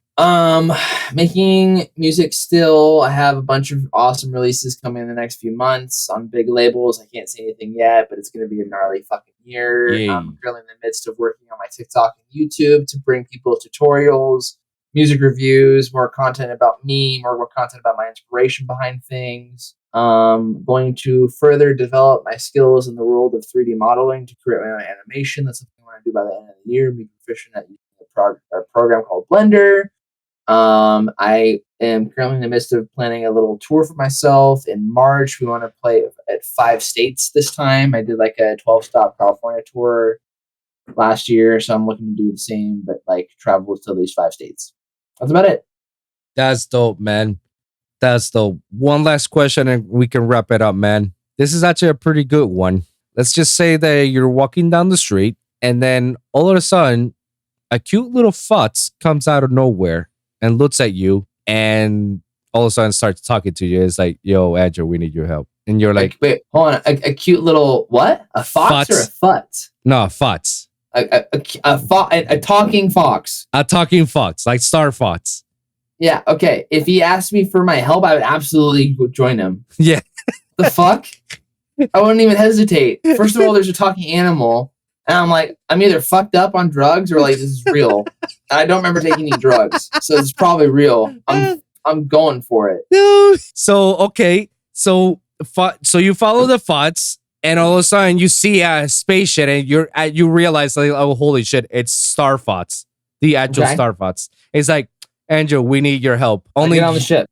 Only you can help us. I get on the ship. I'm not hesitating. It's fucking Star. What the fuck is wrong with you? Why would you hesitate? I wouldn't hesitate. It's Star Fox. I'm just happy I can make you happy. That's all I want. Before you go into the ship, because he's like, well, I'm happy. All right, but before you get into the ship, we don't know how long you're gonna be out here fighting our wars. So here's a piece of paper. Write 3 pieces of advice that you will give to someone. What are those 3 pieces of advice? Be true to yourself and don't jeopardize your dignity or integrity for materialism or fame. Don't be afraid to ask for the advice or information of others, even though they may not be knowledgeable of subjects. Sometimes having people not knowledgeable in subjects that you're asking about for opinions is actually very valuable. And the greatest lesson in life is to love and to be loved in return. A quote from Moulin Rouge. Wow. That's actually pretty good. I can't top that. That's actually pretty good. Is that okay? Yeah, absolutely, man. Thank you so much, man.